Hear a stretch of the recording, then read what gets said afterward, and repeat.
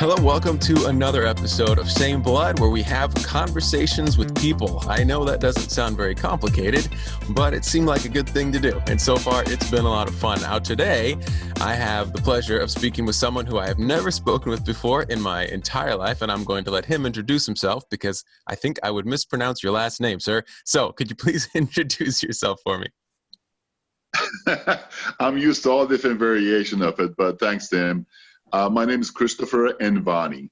Envani, awesome. Well, thank you for being on the podcast. Thank you for hopping on a Zoom call with a complete stranger. It is appreciated. Absolutely. Thanks for asking me. Yeah, absolutely. All right. So the idea here with this podcast, and this is actually kind of a perfect example, is that we just are trying to have conversations with people, whether we agree, disagree, just like talk to people about life, and really just kind of demonstrate that you can talk to people from different backgrounds, different life experiences, and you don't have to be terrified of that, but it kind of seems like that right now. It's a very weird time.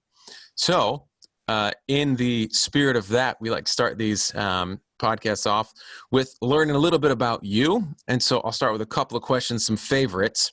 And the first thing we always ask is, what is your favorite snack? Cheetos. Really? I like that. Yes.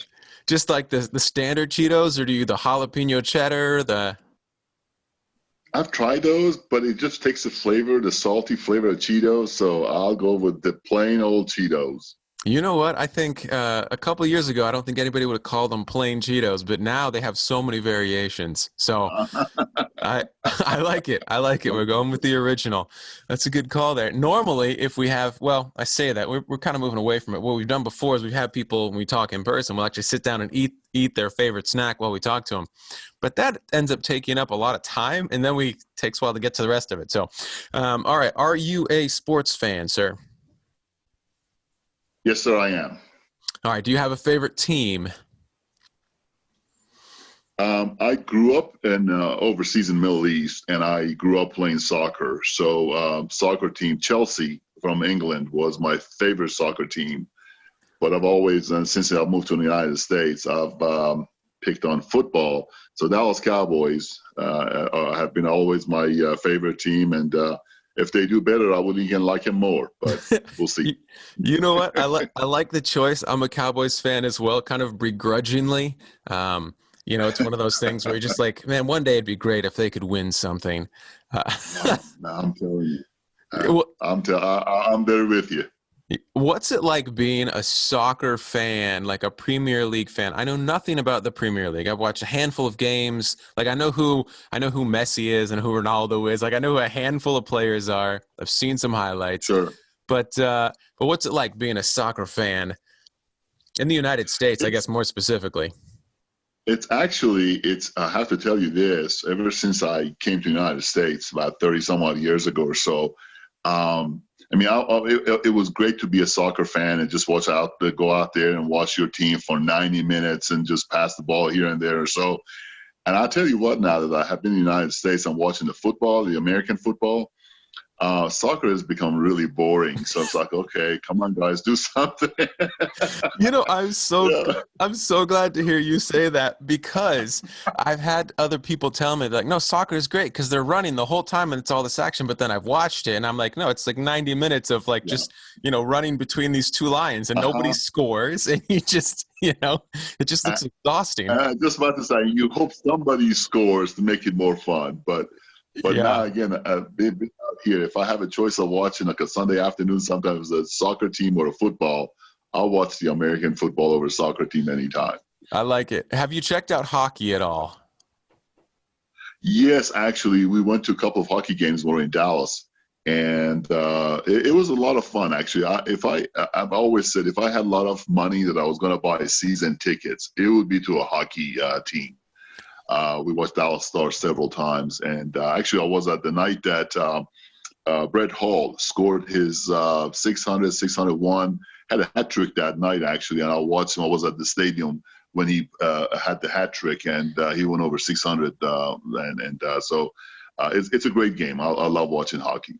Yeah, I think hockey is one of those games. There's such a huge difference between in person and on TV. On TV, it's so easy to lose the action because the puck will disappear and you don't know what's happening. But yes. Sitting there in Yes, person is electric. It's a lot of fun. it sure is. I agree with you. I agree. So, question for you. We're going to move on to some other favorites. Do you have a favorite movie? And by favorite movie, I preface that with a little bit of a qualifier, and that is, it's not maybe not the movie you think is the best, but the movie that you're always going to stop and watch if you get the chance. Like for me, it's something like Remember the Titans, which is an awesome movie. Maybe not my favorite, but I'm always going to watch it, you know? Yep. My favorite movie that I will sit there and my wife makes fun of me every time it comes on, and I sit there the whole 3 hours and watch it, is Dances with Wolves.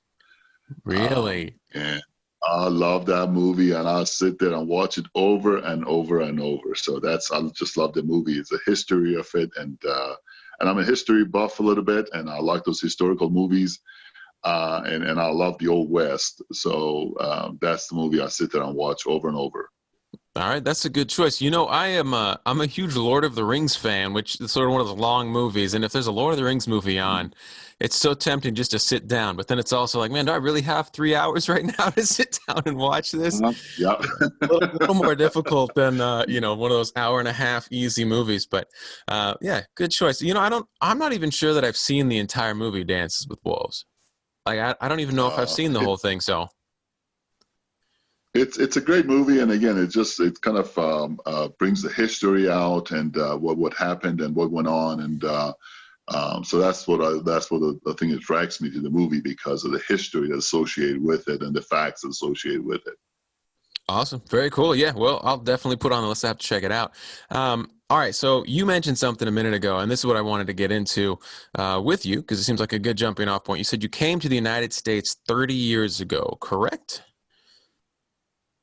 37 years ago, to be exact. Yeah. Okay. So where are you from originally? I was born in Iran. Okay. Go ahead. Go ahead. No, go ahead. I was going to say, as the Americans say, Iran. So it's Iran, Iran, however you want to say it. But that's where I grew up. See, that seems like it would be such a culture shock going from there to here, but that's because I have never been to Iran and I know nothing about it. And I also know, but I do know that it has changed dramatically. There's been some massive changes in Iran in the not super distant past, if I'm not mistaken. Right. Not so many good changes either, but yeah, there has been, especially after 1979 with the revolution, and I left Iran in 1982, 3 years after the revolution, and just going back and seeing what has happened to the country that I grew up with, my childhood memories, it's really sad and depressing, actually. But yeah, it's been a lot of changes that has taken place, and some for good, but a lot of it for not for so good. Yeah, that's what I've heard. You mentioned earlier that you love history, and I love history as well. And so, just looking back, and it's really amazing to me how many people just don't understand all of the massive changes that have happened in the not too distant past. Like in Right. our lifetime, so much has changed all over the globe, and there have been things like what happened in Iran and the massive impact that had on millions and millions of people's lives. So when you came over to the Right. United States, what were some ideas you had about the United States that turned out to be true, and then maybe some ideas that turned out to not be so true? The vastness of the country. I mean, when I was in Iran growing up, we watched Little House on the Prairie and the Waltons, and the lifestyle that they had and the family aspects of it. And before I came to the United States, by the way, I lived in Europe for a couple of years in the process of coming to the United States, because we didn't have a U.S. embassy in Iran. So I had to go for 2 years before I came out here. The size of everything, the biggest building probably I saw growing up was about 10-story high. And then, you come to the United States, and I had to go to Dallas, downtown Dallas, actually, to get all my immigration paperwork and all the stuff established. And I'm just looking out there, and I'm looking at those big, tall buildings. I think The Bank of America building, I remember that in downtown Dallas, or the drill, that's like a drill bit with the all glass building. And I was fascinated by the architecture and the massive size of this country. And I used to watch the show Dallas, actually, when I was overseas, and just I couldn't wait to come to Dallas and see the buildings. One thing that really, really impressed me, it was the genuineness, and and it really impressed me, actually, was the love I felt from people. And again, remember, I came here in 1984, that the Iranian people were not most popular in the United States because of the history with the hostages and all the things that was going on in the Middle East in the early 80s or so. And I thought I was going to come out here, and I was told that actually when you go to the United States, don't tell them you're from Iran, because you might get some prejudice or kind of negative reaction toward you. And that was completely false. That I came out here, and we went to a church the first weekend I was here, and it was genuine love and friendliness. That was very, very impressive with the people I met, how open and how inquisitive they were about. So tell me about your country. Tell me what you have. Some kind of, I looked at them like, really, you asked me that question? But some was genuine questions that people asked me about my culture, where I was from. And I was really impressed with that. Yeah, one of the things I've really noticed and picked up on just with the United States, and I think pretty much everywhere, is that most people, there's like this little minority of people on like opposite ends of the spectrum that are very, very, very loud, and they make a lot of noise. And it seems like the entire country is filled up with people who are just going off the rails. Like everybody is at each other's throats. But then when you just go interact with people, you rarely actually meet these people in person. They rarely actually show up. You're more likely to run into people that you might disagree with or not, but people who are going to be genuine. They're going to be pleasant. And that's something that, that it's cool to hear that from your experience coming over here. And so I guess to piggyback off of that, I know we've also had some things since you've been here, that I know have created some different ideas and put some different thoughts in people's heads regarding people coming over from the Middle East, or people who came from that part of the world, right? So have you seen that? Right. Has that been something that's really impacted your life? Have you seen a lot of that, or has it been more of kind of what you experienced when you first got here? When I was doing my undergrad, I went to University of Texas at Arlington, just down the road from where you guys are in Dallas. And most people were really friendly. I had a couple of people who approached me when they found out where I was from. And they expressed their opinion and what they'd like to do to me and my countrymen and stuff like that. And living here, I've learned, there are some people, like you said, that they are you can't change their mind. They've already made up their opinion, and some of them is coming from lack of education, lack of knowledge, lack of knowing who people are. And then my goal was to educate people. I met people. I lost friends. Actually, my current wife right now, we dated for 6 years. She lost friends because of me, because she was dating somebody from Middle East. And I told her, I said, my goal is to change their mind with the way I act, with the way I behave, with the way I talk. And we have been very successful. We have I got some amazing friends, but we have had some encounters with people who, again, just allowed their prejudice and a lack of education, again, lack of knowledge, whatever you want to call it, to kind of cloud their judgment. And they have kind of, again, told me how they felt about me and what they like to do. Right. You can't argue with it. No, and so that's one of the things that we talk about a lot on the podcast is this idea of all of the preconceived ideas that people have about Hmm. complete strangers, right? Just we put these ideas, we make assumptions about people, whether it's because of stereotypes or something we saw on TV or the news or whatever. Right. We put them on total strangers, and we make these bad assumptions about other people, and that's how the situation gets started. And so if you create these bad assumptions about people, then immediately the relationship or the interaction is going to start on a negative foot. And so one of the things that I've been working on myself, and one of the things I'm encouraging other people to do on the podcast, just wanted to talk more about, is this idea that we need to get rid of as many of these preconceived ideas about other people, get rid of as many of them as we can if they're painting other people in a negative light, and replace them with just some basic beliefs about humans, right?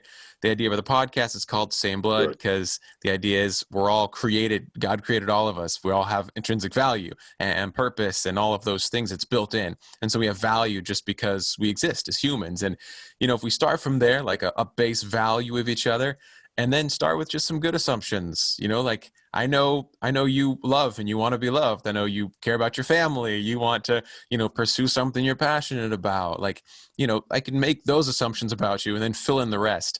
And it's probably a better place to start. But it's just something I feel like more people need to try to do, especially when interacting with people they don't know. I agree with you 100%. Actually, I just came across something the other day. I don't know if it was on LinkedIn or Facebook, and it says it's a lot more difficult to think than to judge people, and it's just so true because again, we all have seen that based on again the color of your, and we don't take the time to think about people, and then.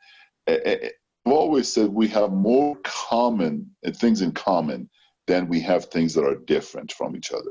And if we look for that and then think about that, I think we will be a whole lot better place than we are sometimes. Yeah, absolutely. I think the last person we just had on the podcast, I guess two guests ago, we were kind of talking about the idea that we live in a funny time when we expect everybody else to ignore any negative thing about us and just believe good stuff about us. But then we're also just believing the absolute worst things about other people. Like we're sitting there. I mean, you'll see posts online and it's like, don't judge me for my past mistakes, or I'm not defined by, what I did wrong. It's about where I'm going. And then that same person will be like, I can't believe this person said this one thing this one time. Their life should be destroyed. Right. Right. And then again, it's just, with the Instagram, Facebook, Pinterest, all these things, we always put our best face forward and we try to hide the negatives, the inequities, our shortcomings or whatever. And then what we would like for people, you're absolutely right. We like for people to see the best of us or best in us. And try to hide it. And again, with Facebook and all the social media now, it's really easy to do that. Yeah. It's really unfortunate. And so one of the things my brother and I joke about with the podcast is that our goal is that very, very soon this podcast is completely worthless because people are just talking to each other. Like, why would you listen to a podcast with two people just talking? Because that's what, because that's the whole idea. We don't, You're right. this isn't like I'm not going to teach you about history or educate you on Bitcoin or something. No, I just, it's about showing people you communicate. But apparently we need this right now. We definitely do. We definitely do. As polarized we have become, we definitely do that. So I'm just going to stay as that. No, that makes sense. I mean, it's very clearly true. All right. So right now, obviously I'm really curious about your perspective on this because right now there's this kind of, it's a perceived war that's not really there, but it is to some extent between people of different, well, look, it's black people versus white people is how it's portrayed in the media, right? Like that's what's going on, is that somehow there's this like, that's the fight. It's white people versus black people. And, it sounds like when you look at this stuff online, it's like, man, this is crazy. But because of where you're from, because of your history, your background, how does that impact you? How do you see that in your life? What are some assumptions people make about you regarding that? Well, and again, I've been called all kinds of names, and not recently, but in the early '80s again. I was called terrorist. I was called camel jock. I was called, the hijackers, whatever it was or so. And again, it's just it's a lack of people knowledge about other cultures and other things. Going back to what you just said, is that we have labeled ourselves. Like you said, the blacks, the whites. You watch the news nowadays, it's always a white officer shot a black person or this. And again, it's as tragic as it is that somebody lost their lives. It's not about, white or black. It's the whole concept of divide and conquer. And if they could create a division in our society, then they could rule over us. And again, I hate to sound like this, but and again, going back to not just the color of the skin, the political parties that we have now in this country, Mm-hmm. we have forgotten that before I was a Republican or a Democrat or Libertarian or whatever it was, or before I came to this country, I was whatever I was. Now that I'm in this country, I'm an American. So before anybody is a Republican or Democrat, white, black, Hispanic, or whatever it is or so, we're all Americans. We all have to fight toward the common goal of again, what we have in common rather than what we have that's different from the way you look or the way, I have less hair, you have more hair, or you wear glasses, you don't wear glasses, or again, just these are minor things. We got bigger racial issues too. But if we put that behind us, that underneath that, we're all human beings with the same heart that beats heart, and we all are U.S. citizens or Americans or whatever you want to call it, we would be a whole lot better place and more successful if we put our labels and names aside. Yeah, and if we talk to each other, that's been one of the things that's been so cool for me about Gotcha. doing this podcast is I've gotten to talk to people that I would never have just run into without being intentional about it. But now that I'm getting to interact and talk to different people with different backgrounds, different stories, and you just realize that, there's this loud minority of people on either Mm-hmm. side of the spectrum that are just, they're just wanting to create division, like you were saying. But then Right. most everybody else is really just wanting to find and wanting to be heard and wanting to find people who value them, who want to learn about them. Right. And if you go to the table with that and you go and you listen, it's been awesome for me. It's been eye opening. It's been humbling a bit, because you realize, man, I have some preconceived ideas I needed to get rid of. And, I have some assumptions about people that really should not be there. And I need to be honest and get rid of them. You're absolutely right. You're absolutely right. And again, in that process of what you just said about learning more about people, we become better people ourselves. Yeah, absolutely. And I think we lose out on so much when we keep ourselves closed, right? Like we lose out Right. on a ton of things we could learn from other people, from other cultures. And actually that goes to something, because this is something I have zero knowledge about, super curious about, and you can tell me. And that is, um, what are some of the things from the culture in Iran, right, that you look at and Mm-hmm. you wish we had more of here in the United States? What are some things that, people from the United States who have zero idea, could look at and say, let's learn from that. Let's see, what would be good to have more of that over here. Um, you know, our cultural education. When I was growing up, we had 30 minutes every night of world news. And world news was learn about what is going on in other countries. Uh, and again, we have again, Central Time, of course. You have that 5:30 world news. And it's not about anything about what's going on in the other countries and learning about other people and what's going on in their country that could affect us in this country. And we are so isolated, we are so surrounded by ourselves and our own issues that we have neglected to learn about other cultures. And I think, again, going back to what I said and what I have experienced myself, is that since people, let me back up a little bit. I think it was in 1994 or 1995 or something around that age, time, Peter Jennings, who was a ABC news anchor, went to Iran. And he says, what we hear in the news media in the United States is all the chant, death to America, death to America. But when we really shut off the cameras and we talk to people, they really, really like to have a normalized relationship with America. They love the American people. So, but then again, what the media portrays is that a lot of people, back then it was 37 million Iranians going around chanting all death to America. So I wish we would educate our people about the different cultures and what they are. And again, although they're different from us, there's not a whole lot of difference when you think about it. I grew up in a country that we always consider ourselves the 51st state because, the joke was we should petition the United States government, put a star on the flag on our behalf because we have so many American influence in our country growing up all the way to 1979. So that would be one thing I would recommend that, I wish we would increase our educational cultural education.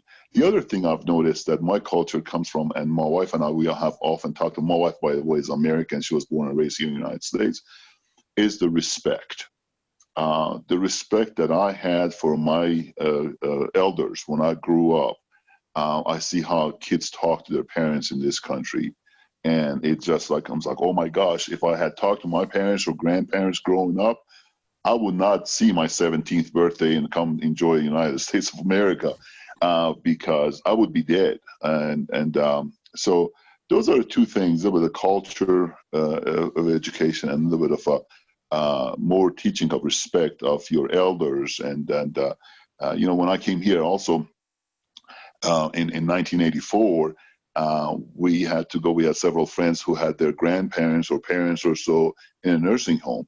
I grew up in a culture that we did not have nursing homes.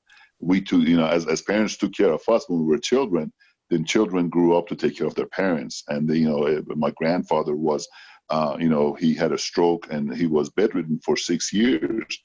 And I remember he either we brought him to our home and my mom took care of him, or my mom once a month or so, he would go to the town that he lived in. They were about 300 miles south of us. And she would go there for a month and take care of her dad. And the kids had taken turns to take care of their dad. So there was no nursing home. So again, it's just that the emotional attachment, I don't think sometimes it's there. Yeah, I completely agree with that. That's something that is really, really sad to me. Growing up, when we moved to Texas, I moved to Texas when I was 5 years old, I believe, 5 or 6, but I think it was 5. I remember very early on that because I came from Washington State, and we got down to Texas. As soon as my dad really caught on to the idea that you call people sir and ma'am down here, right? He's like, great, we're all Yes, doing that, yes, right? It was like, that's for sure going to yes, happen. And just the idea of disrespecting, somebody to that extent. It's like, especially somebody an elder, right? Somebody, it just seems so crazy to me. Like I would have been terrified, right? Like I am not going to make it through this, if I actually do that, you're just not going to happen. And so it is something that I really wish we had a lot more of. And also because we are missing so much perspective, because instead of respecting people who have lived through things that we haven't, and looking at them as resources, a lot of times we just push them to the side and saying you're out of date, or you don't know, and to me that's so yes, sad, because that's, absolutely right. you're just throwing away history. You're throwing away so much information that you can use. That'd be super useful. I was telling our son the other day, actually, and I said, one of the best memories I have is with my grandparents, with my grandfather, with my grandmother. The stories they told me. We sit there at the edge of his bed. Again, the grandpa that was paralyzed, he had about 5 or 6 grandchildren back then. I remember growing up. We would all sit at the edge of his bed, and he would tell a story about what happened to him when he grew up. And again, that bonded us. And again, I still remember 50 years later, I still remember those stories. I still remember the things he talked about or so. And again, unfortunately, sometimes we miss that Yeah. Here. Yeah, absolutely. Well, and also I think it's easy when you've pushed away people who've lived through so much, especially the history in our own country that's not that distant. We can lose perspective on some of the things that we have come through and some of the things that have gotten better in this country. Some of the, Right. comparing, what was going on during the civil rights era to what's going on today and saying it's the exact same. It's like, well, that's throwing away the life experience of so many people who lived through really, truly some amazing, just terrible things, And that's not to say that, there aren't problems now, but like to say that nothing's changed. It's like, well, but it has. And it's important to see that. It has. And it has. And then actually, it's interesting you brought that up also, is that, I'm seeing what's going on in our country right now about civil war that you just said, and they're bringing statues down, they're bringing this down, and they're trying to erase that and forget that. And I've always said that never forget your history, never forget where you came from, because if you forget those things, you are bound to repeat those things. Bad or good, the statues that are out there, it's a part of our history that we might not be proud of, but we still need to remember what happened so we won't make the same mistakes again, and those mistakes won't happen. Yeah, absolutely. All right. So I wanted to get to this is the part where I ask you to fix all of our problems in the world. And I do that all the time. Sure, go ahead. Exactly. That's every Thursday. That's what I'm up to. No, but I am, one of the things I'm trying to talk to people and get perspective is just, what would you say? What would be some advice that you would give people who, based on your experience, what you've lived, what you've experienced about coming to a place where people had a bunch of bad, preconceived ideas about you that you felt like you needed to change? Like, what do people need to do to have these conversations that maybe they're uncomfortable with, they're nervous about, they don't know how they're going to go? What Sure. advice do you give people? Get to know them. Spend some time with them. And that's one of the cultural differences that we have in this country. In 2003, after 21 years of leaving Iran, for the first time I went back to Iran. And my dad and one of his friends, we grew up with the children. We were very close. And he said, well, let's go have lunch together. I'm like, okay. So 9 o'clock, my dad says, are you ready to go? I said, Dad, we're having lunch with him at 1 o'clock. Why do we have to leave the house at 9 o'clock? His business is about 10 minutes from the house. He says, well, just go, and we need to talk to people. And in the process from 9 o'clock till 1 o'clock, we stopped at all the businesses in the shops, the bakery, the grocery store, all the stuff that I grew up close to. And, I knew them as a child, and they were, I would go pick up the bread from the bakery or butcher shop or so. And I went back and talked to them. We spent 10, 15, 20 minutes or so each store. And by the time we got to my dad's friends that we were supposed to have lunch with at 1 o'clock, it was 30 minutes late. And in this country now, however, people come to your house, and we have dinner ready. We eat dinner. Okay, then just, time. Okay, well, we had our couple of hours of meeting with each other. Okay, it's time to go home. We don't spend time to get to know each other. We don't spend time, again, be it busy lifestyle we have, whatever it might be or so. I wish we spend more time to get to know the person that we're talking to. And I think if we sat around the kitchen table and got to know them and ask, not even ask questions, just listen to them, or just see and I hate to use the word, put them under a microscope. Watch how they live, watch how they do things. And once we get to know people, and we get rid of some of those prejudices and other preconceived ideas or stereotypes we have about them. Before you judge me and call me names or just whatever that you call me, get to know me first. And again, if I disappoint you, yes, call me all kinds of names, but get to know people first. I mean, it's so simple, but it apparently has been completely lost for a lot of people.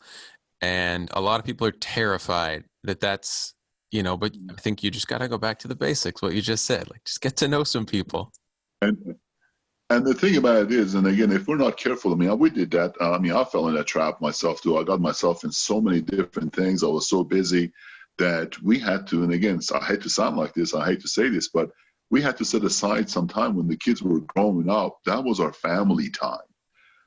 We did not, again, very, very simple concept that we grew up with it. And now we get so busy with all the stuff that goes around us. So we did not meet with anybody. We didn't do anything. And it was just our four of us to spend time with each other. And again, if I had not put that effort into my children's life, they will grow up in busy, and not spending time, have a family time or friend time, however you want to call it. And if we don't do that, we lose that virtue. Yeah, absolutely. Well, that's fantastic advice. And I really appreciate you having this conversation with me. I appreciate you hopping on and having a conversation with a basically total stranger this evening. No. Again, I was honored actually to be there, and I'm glad. And again, if I could do anything, I'll be glad to do it. But no, I'm honored. Thank you for asking me, and I'm glad that I could participate in it. Awesome. Well, thank you, sir. It's greatly appreciated. And if you're listening to this podcast, go have a conversation with somebody. This conversation you listen to does not count as you having a conversation with somebody else. So go talk to somebody, have a conversation, and get to know somebody. And I think you'll find out it will greatly improve your life. So go do that. And absolutely. And as always, we'll catch you on the next one.